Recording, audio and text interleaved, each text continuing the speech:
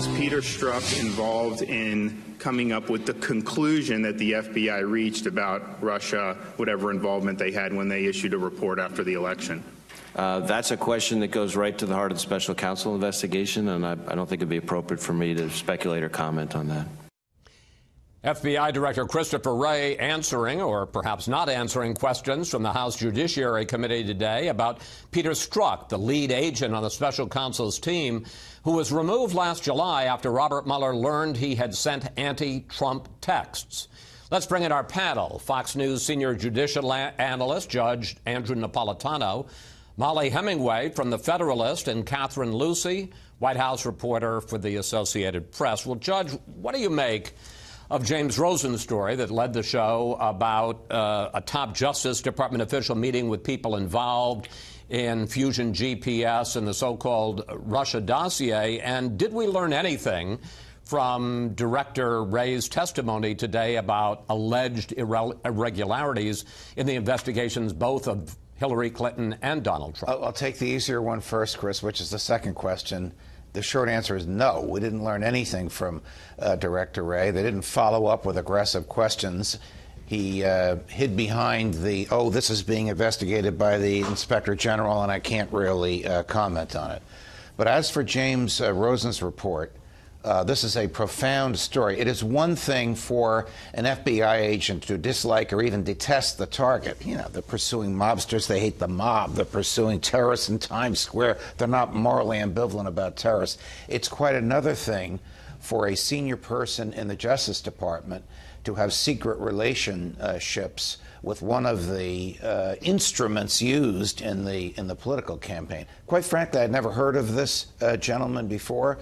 But even I, who's a bit jaded when it comes to this thing, I'm scandalized by it.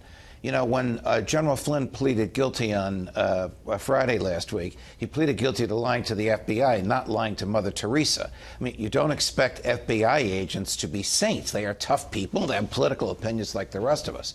But you also don't expect their bosses in the Justice Department, like the number 4 person there, to have some sort of political or perhaps even financial relationship with one of the candidates for president or an instrument that her campaign used. A reprehensible instrument. I want to go back to the other point, though, because a lot of the focus today was on this FBI agent, Peter Strzok, yes, who was removed from the campaign in July after Robert Mueller, removed from the investigation in July after Robert Mueller found out that he had sent anti-Trump texts. You're not troubled by that particularly? No, I am not troubled by that, because I think that, first of all, the statute says that they can have political opinions. The statute says that FBI agents can express political opinions. And quite frankly, this may come as a scandal to a lot of people watching us. Often FBI agents and police really, really dislike the people they're investigating and prosecuting. That's not unusual. But the Rosen story is very troublesome. I hope it's not the tip of an iceberg. If it is, the president's going to be talking to Jeff Sessions about this. This is his Justice Department. These things are happening under his nose. Well, Jim Jordan had a good point, though, about those text messages, saying, you know, it isn't that uncommon for people to have political opinions, even if they're FBI agents. That he was removed for them suggests that, in fact, this was something completely apart from normal political rhetoric. But what was interesting about this hearing is so many of the representatives were trying to dig down into what the actual FBI involvement with the Steele dossier was. And they asked all sorts of lines of questions, like, was the dossier actually used as an impetus to start the investigation into Russia? You know, were people being paid that were affiliated with the dossier? Was the dossier used to secure a FISA warrant against a Trump affiliate? In each case, Wray declined to answer, citing the ongoing special counsel investigation. But the question is whether the actual special counsel investigation itself was not compromised by its involvement with this dossier. And I think the American people deserve to know whether it was, and most importantly, I think they deserve to know whether that wiretap application was in any way related to the dossier. And if it was, whoo boy, that's a scandal. I would need to point out those are very good questions, but we don't know the answers. There's no evidence at this point that it was used. Because they've been asking for those answers for so many months, and the FBI and the Department of Justice, the special counsel, everyone's been stonewalling and obstructing and failing to answer those questions. When you say stonewalling and obstructing, I mean, here is Christopher Wray. He wasn't appointed by Barack Obama. He was appointed by Donald Trump. I mean, he says this is something that's being investigated by the Inspector General. Let's let him decide. And that's a very convenient thing to say when people are trying to find out answers about the use of the dossier. It's also worth asking whether the real division in government isn't between Republican and Democrat, but between bureaucracy and people trying to hold it accountable. Catherine, it's interesting. I saw a poll today that indicates that opinion is beginning to move against the special counsel's investigation.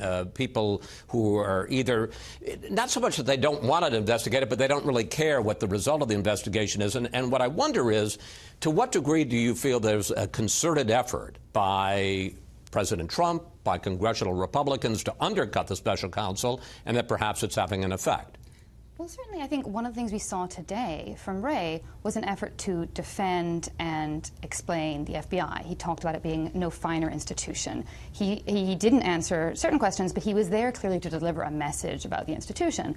And I think also you saw a real division among the parties in terms of who was asking what questions. So this concern of, is there bias, who's working here? You heard from a lot of Republican representatives.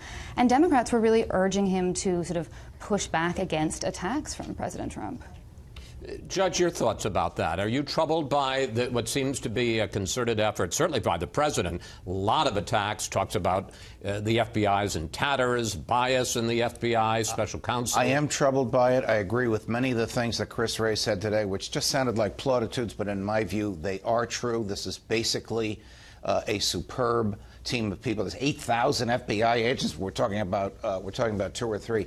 But big picture here, Chris, it is very dangerous for defendants, potential defendants, people being investigated, to commence the investigation of the investigators. The government is presumed to be a valid government. Its investigation, here I am, the libertarian, saying this, its investigation is presumed to be valid. This is what defense lawyers do in these high-powered criminal cases, attack the morality of the government that is prosecuting them. We should be looking for the truth as to what happened here, not the moral worth of the people doing the investigation. But that's why it is so incumbent upon the FBI to come clear with some of these questions that people have about their involvement with the dossier. I think people do want to believe they want to believe they can trust the FBI, but they have no reason right now until they get more information. But the administration will do irreparable harm if it begins to undermine the FBI because of the political opinions of some of its agents. But Molly does make a point. I mean, it's not just what they were saying to this committee. I mean, Congress does have oversight. Yes. And they've been asking for months for some of this information.